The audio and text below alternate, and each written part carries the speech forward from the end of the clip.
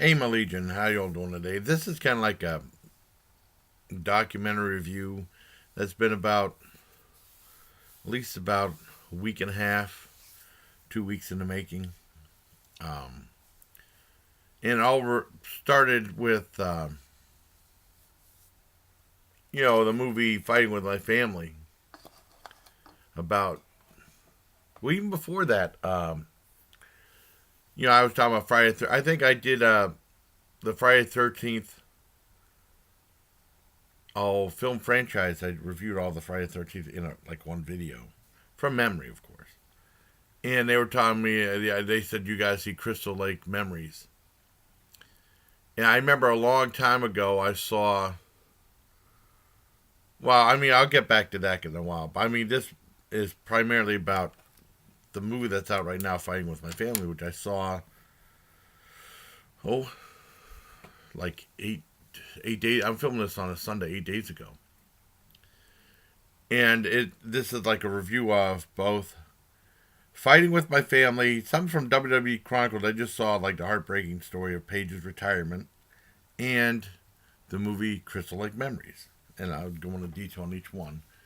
And I first heard about Fighting with My Family was because I had to go back and look to when Titan Games was on my video manager, then see what movie I saw before that at the theater.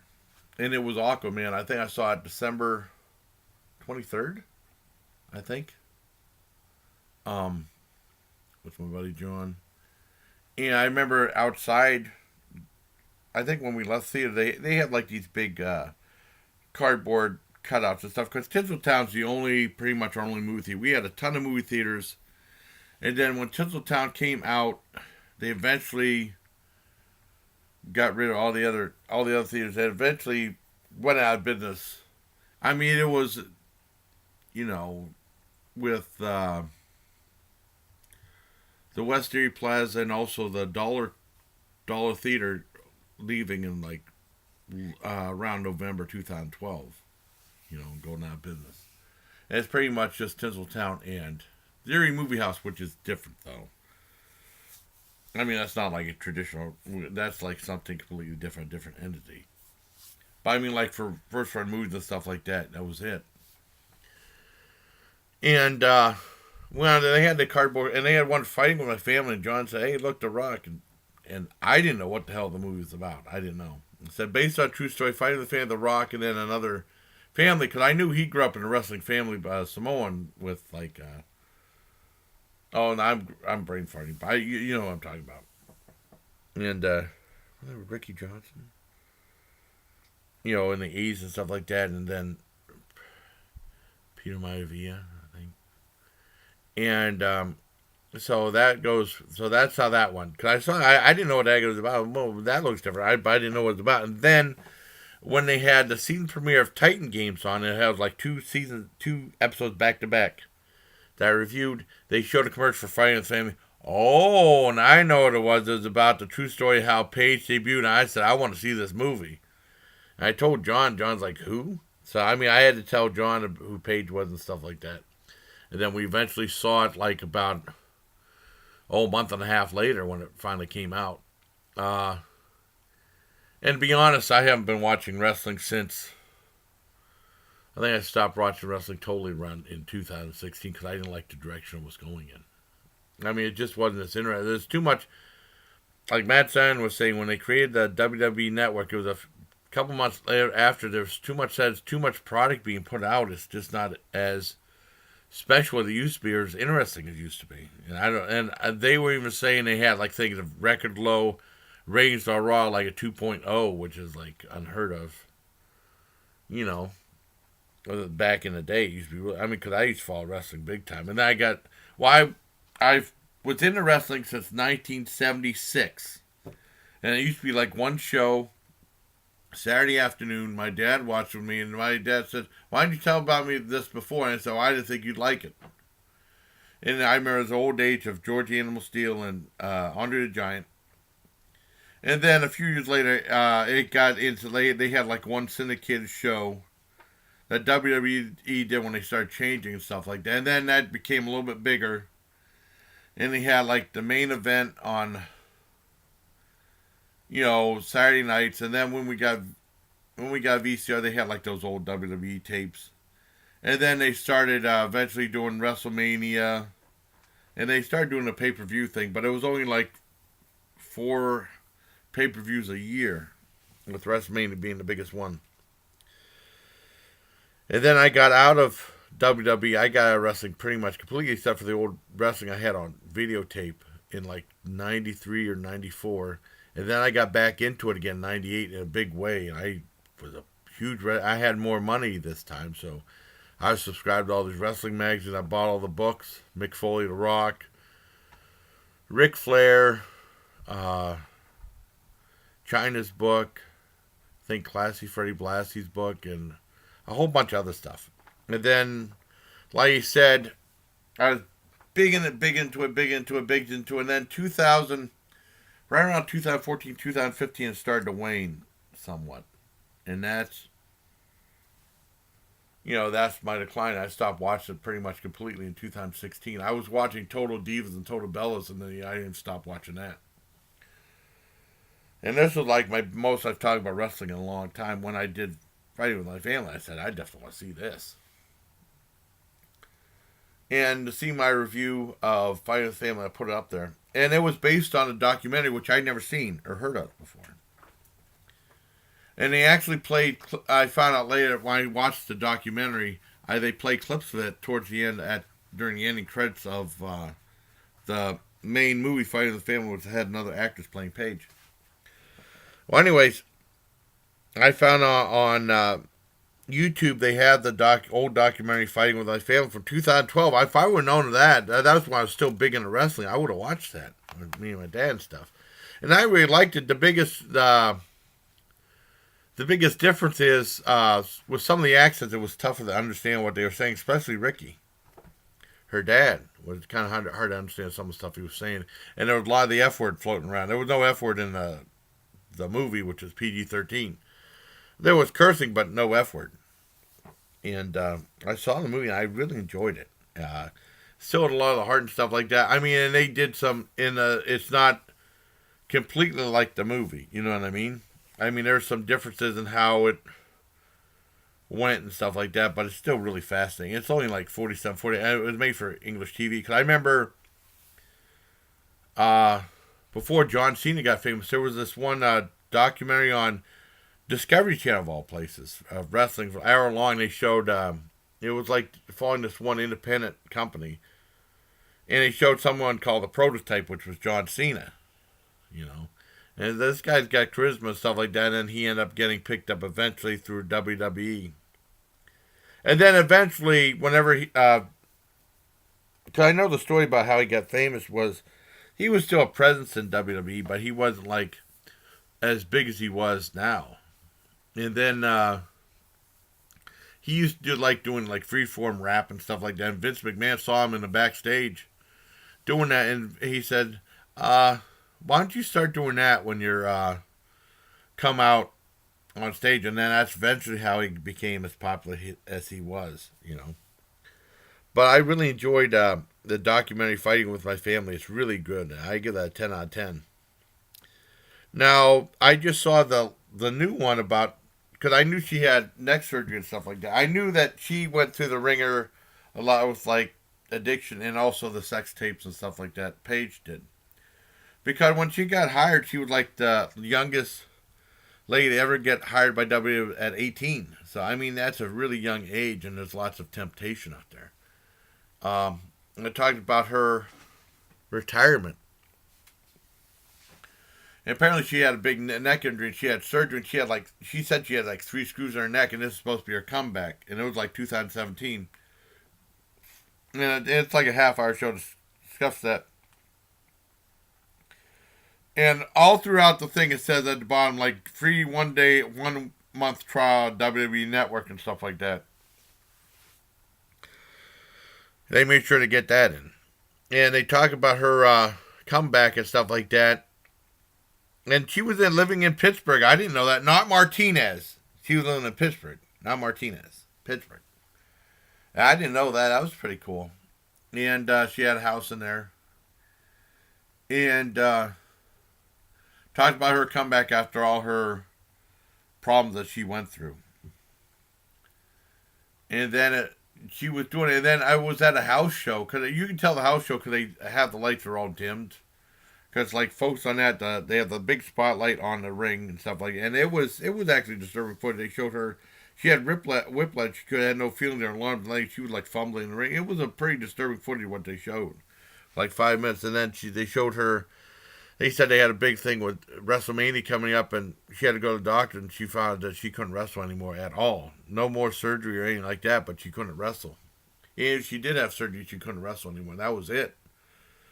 And she talks about her telling her parents, and it was really sad. I teared up some, and then that ended.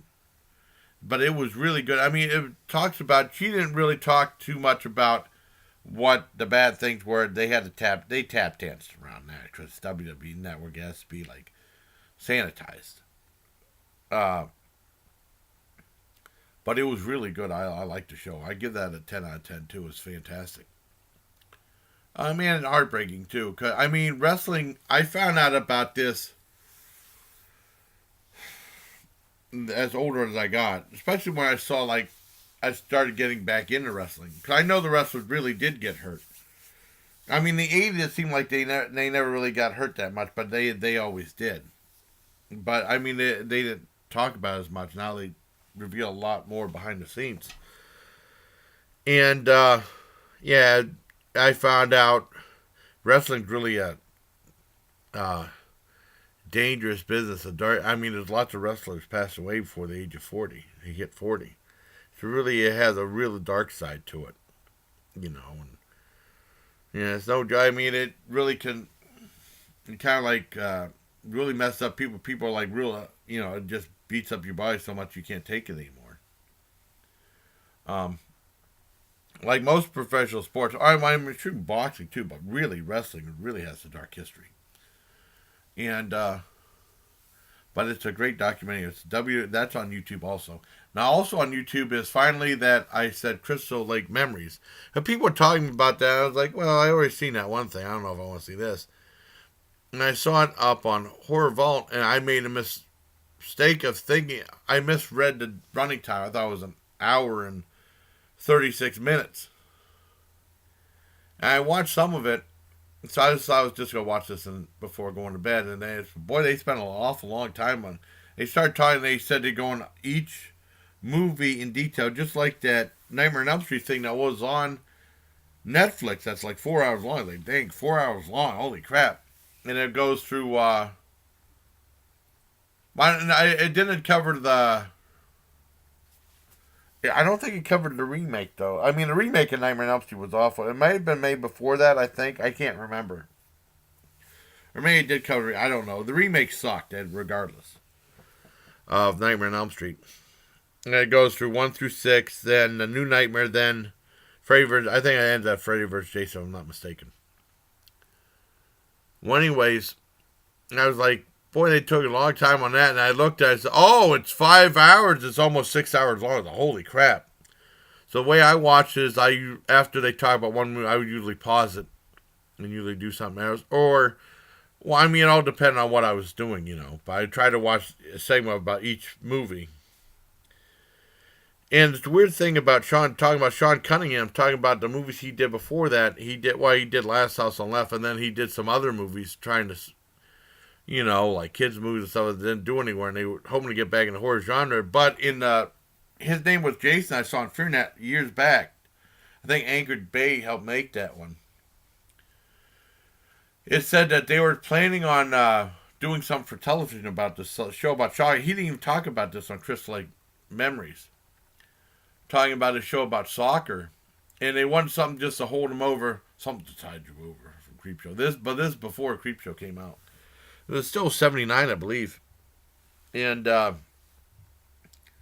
had a big thing with this TV show about soccer that was going to be a big thing, and they wanted something that, like I said, helped them out financially. So they decided to make this short film. They called it a pot boiler. And they said, well, since Halloween did good, why don't we try to do something revolving around a holiday? So Friday, they pick a Friday the 13th. $500,000, and they made a movie. And then it became so successful. They said, "Heck with the show about soccer. We just focus on this." He didn't talk about that in Crystal Lake Memories. I'm surprised he didn't. Um, but it's really good. And they even talk about. Well, I'm glad they had to talk with Alice Cooper, which was really cool. About he's back to Man Behind the Mask in part 6. And you just see a progression and stuff on the movies. And then they talk about the one thing I kind of regret not seeing is Friday the 13th, the series. And I thought the whole series ran its course when I was still in school, high school. But no, I think they said the first episode, I mean, it was only, now Friday the 13th, I didn't watch it because it didn't have anything to do with Jason. It's just about an antique store that each item was haunted and had some story behind it, kind of like a Twilight Zone anthology series. I guess a lot of people were mad because it had nothing to do with the movie series, and that's why I didn't watch it. I had every chance to watch it. It was uh, on our CBS channel, even at 11 or 12 o'clock on Saturday nights, maybe 12 o'clock, and I think I moved to 10 o'clock. Yeah, I had every chance to watch it. I never watched it. I think my dad watched some episodes. He said, "This show is pretty good." I never watched it. I kind of wish I would. But it shocked me they showed when it debuted. It debuted December 29th. What is December 29th or January 29th, 1987. Now, if I went to now that was like my last year, I still had a half year of high school left before I graduated. And then I went into the Army November 22nd, 1987. So, I mean, I did have a chance to watch the show. I never did. But I was surprised it was that late because, I mean, I wouldn't have been able to watch the last season and a half because of the military, especially basic training. You weren't allowed to do anything. But that's how that went. And it was kind of interesting hearing about that because they didn't talk about that and his name was Jason. They just talked about it was just a quick run up of his thing. And that was like an hour and a half thing Anchor Bay did a long time ago. I saw on FearNet. And then they talked about some other stuff, including Jason Takes Manhattan. I wonder why the hell, because I hated that movie. I wondered why they didn't film that much in New York, and they found that they couldn't afford it. They were only able to afford like a week in New York because they wanted to make like almost a whole movie in New York, and all these scenes that the director had planned to be in the movie were not in the movie because they couldn't afford it. It wasn't in the budget, so they made most of the movie on the ship, which I think was a big disappointment. And the makeup effects still sucked in that one. They were the worst makeup effects in all of them. And they talked about my favorite Friday the 13th Part 5, and they said they had like this exploitation director directed it. And they said a lot of fans say that's a sleazy looking film, but I love the movie. And they talked to the girl who did It's Showtime and the thing, one of my favorite scenes, many of the female cast members. And that's how that goes. And then it talks about the stuff. It was on a big hiatus. Oh, and it did mention, I want to mention, hold on.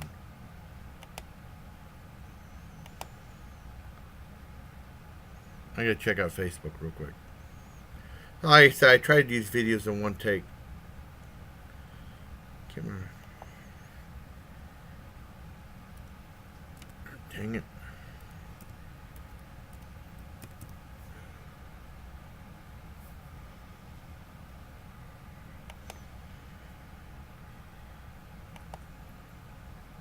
Yeah, Jennifer Petty. Yeah. I mentioned something about Cisco and Ebert, how they hated all these horror films. That's how I found out about a lot of the horror films for them. And then she was the one that told me that they did a really I'm surprised any newspaper publisher would put up with this. She said that they actually put. They said Betty Palmer shouldn't have been in the movie and the first Friday, and they actually put her address in it. I'm surprised that any publisher would have done that. And they said Aunt Jean would like give her a tough time for being in the movie, which I thought was the real dude. She told me about that. I didn't know about that. And then they talk about the stuff in New Line Cinema with Jason, because I think Manhattan came out in like 88, 89, and then that was a huge flop. And then that was it. And then New Line got the rights in 93 or something and put out Jason Goes to Hell. which was okay, but it was too much like The Hidden. It didn't have anything to do with the others. You know what I mean? It was okay. But Erin Gray was in it, and I hadn't seen Erin Gray since Buck Rogers. She looked beautiful, and they had Erin Gray on the documentary years later. And she's still beautiful. She's still hot, which was really cool. And then they talked about Jason Goes to Hell. I mean, I mean Jason X, which I love Jason X. You know, a lot of people hate that one. I love Jason X. And they had lots of stuff with Kane Hodder in there. And then when he talked about, and Kane Hodder was really big about doing Freddy versus Jason. And then when the movie finally came about, after years of talks and pre-production and all this other stuff, they didn't want Kane Hodder in the movie. And I felt bad for Kane. And I saw the documentary about Kane Hodder, which was awesome. That's a 10 out of 10 right there. It's fantastic and heartbreaking, too. And then they had someone in the Horror Vault, someone left a great comment that talking about what a great guy Kane Hodder was. I guess he was at one of the horror conventions, and Kane was there signing autographs and giving out pictures for $20 a piece. Well, an autograph picture for $20. And he went up to Kane and said, "Hi, how you doing? I'd like your stuff. It's my birthday day." And it's, "Oh, really, it's your birthday? Well, happy birthday." He wrote that "Happy Birthday, Kane Hodder," or whatever on the photo. And then when he gave it back to him, he noticed that he slipped him back his $20. And then the guy looked back at Kane and he smiled, and Kane went like this, like that. So that shows what a cool guy Kane was. And then it talks, like I said, it talks about Freddy vs. Jason. And then it talks about the lousy remake of Nightmare of, the last one was in 2009, the remake of Friday the 13th, which I didn't care for. They humanized them too much and just took all the mystique out of it. So I didn't care for that one. But I think if you have the chance, the best way to watch Crystal Lake Memories, if you don't have a chance to watch 6 hours, and just pause it after every movie segment. And I think that's the best way to watch it. Crystal Lake Memories is a very, very informative series if you're a fan of the Friday the 13th movies. And I give that a 10 out of 10 as well.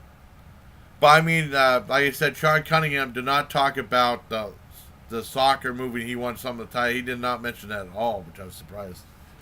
But I mean, there you have it. I hope you like this docu. I mean, I've been putting it off for a while because I knew I'd be talking on and on. I had to make sure I had enough time. I was going to do this Monday night. Last Monday night, I didn't have the time. I got caught up with something else. But I'm doing it now. I hope you like this video, everybody. Until next time, please. Cameron Legion.